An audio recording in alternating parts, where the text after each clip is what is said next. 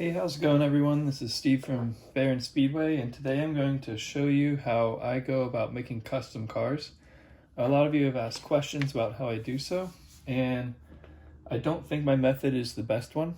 I think there are people out there that do a lot better of a job. However, if you're not interested in buying any and you want to make some for yourself, I think this is one of the easiest ways to do it. So there are a couple things I do. One, obviously I don't take the truck apart when I paint it. I just paint it as is. You can do that in a couple different ways. These Testkors paint markers, I highly suggest those. They have a flat tip, so you're able to paint easily right along them. They have it in black, they have it in white, a couple other colors. Another option you have is this big Sharpie pen, and you can get this one, right from Home Depot or wherever. This one's just a really big felt tip square, and you can paint a large swath of area too with that. The other option is pretty much liquid spray paint, which is this Rustoleum protective enamel. The one thing with all of these is, these two are oil based, this one's acrylic based.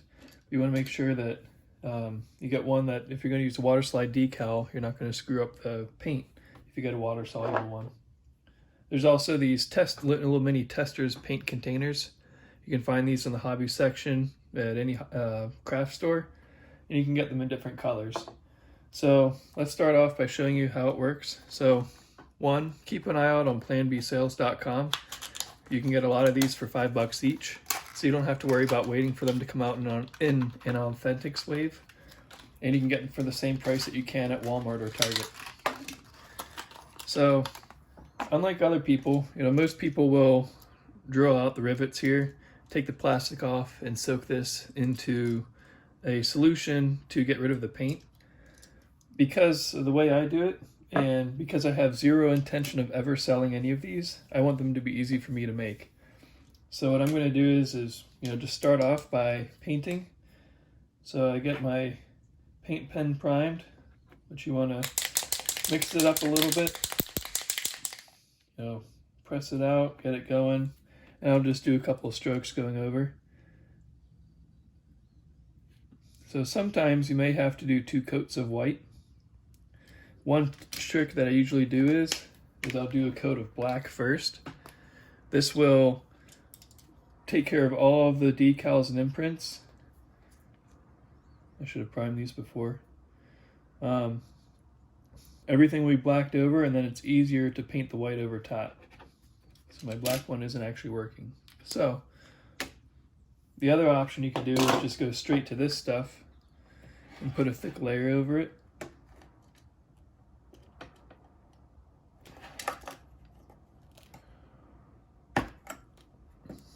Which I think I'm finding this to be my favorite method, is just using this here. So I'll go ahead and paint over the nose of the car.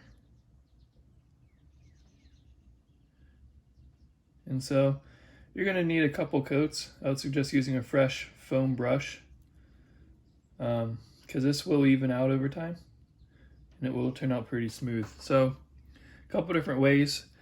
What is required in all this is you need to make sure you have patience. If you don't have patience with doing this stuff, you might just be better off buying it from someone. So there's that. So how do I go about getting the decal slides?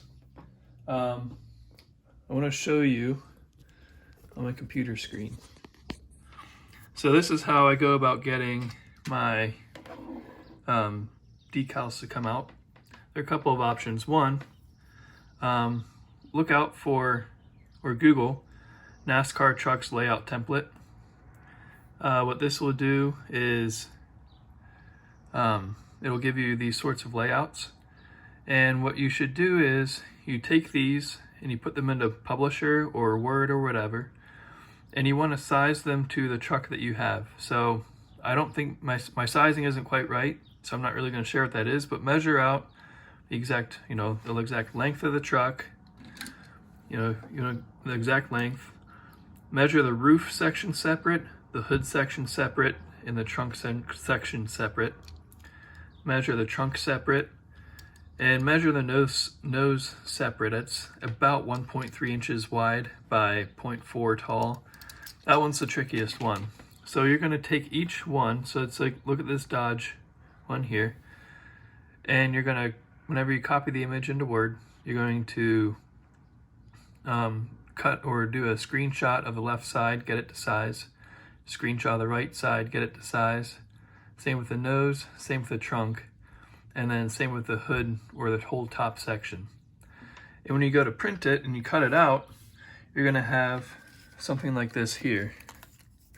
So I have this 83 for Stephen Parsons, and I plan on making it at some point. And so you get your right half, your left half, here's the trunk, here's the roof, here's the hood, and here's the nose of the truck. So these are a vinyl Waterslide decal paper. Whenever you go to apply those, you're going to use a couple of things. I really suggest getting this if you're doing Waterslide. There's a Microscale Industries Microset and Microsol. Microset you apply before, and that kind of primes the decal once you pull it out of the water. Microsol softens it so it'll conform more to the edges of the car. So for example,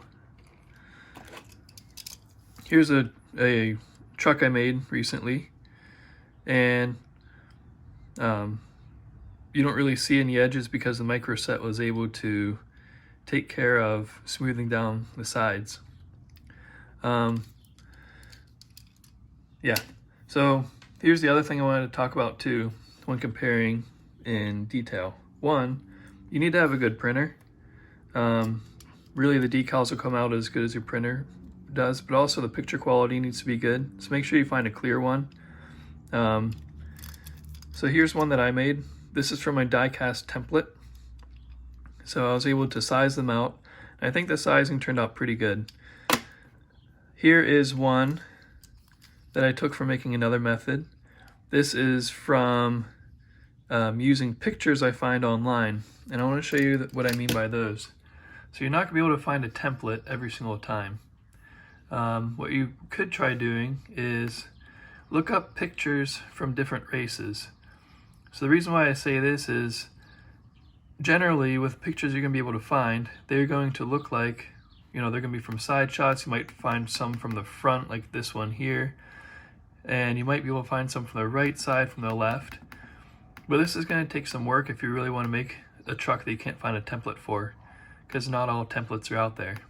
But what you do is you take the picture and then you size it to the sizes that you find for your truck as if you're using a layout template. And you can make the whole thing. So for this one here, I was able to find Tanner Gray's left side, and I found his right side from his Twitter, and I found the trunk end from this motorsport.com site. And then I used reference photos to find the Ford logo on the nose of his truck. And so I just created a blue square and put the Ford logo on there. I found the 15, about what the font was, so I created that. And then his trunk is black. So you can kind of piecemeal the trucks together to make what you want. So this really, a lot of people, if you're doing it the correct way, you will have, design software, stuff like that. You can make your own. This way, the reason why I do it is because, one, I don't sell any trucks. I'm not going to sell any customs. But for me, I don't really want to pay a lot of money for a truck that, is going to be a little bit higher quality than I think I can make it. And that's why, I went through and I made this truck here. So I'm going to show you the difference in quality for what you can get. So, here's one that I made from a template. I already showed you that one. And then again, this one that I made from using pictures online. There's that one. This one here is from Top Shelf Diecast. I think he did a good job, and he uses good decals too. I believe this one was about 15 bucks. This one here, these decals came from Pato's Place. Now, Pato's Place, there's good things, bad things that have been said about them. However, they have the best printed decals you can use. I've been absolutely impressed with the vibrance of color. So do with what you want with these, but I do, I would recommend these. So you can get, for 1/64 scale, you can get 4 for about $8 plus shipping. So you have, very different qualities. I would say that I can make mine at about 80 to 90% of, Lionel racing quality. It's just a method that I have. So yeah, if you guys have any questions at all, let me know.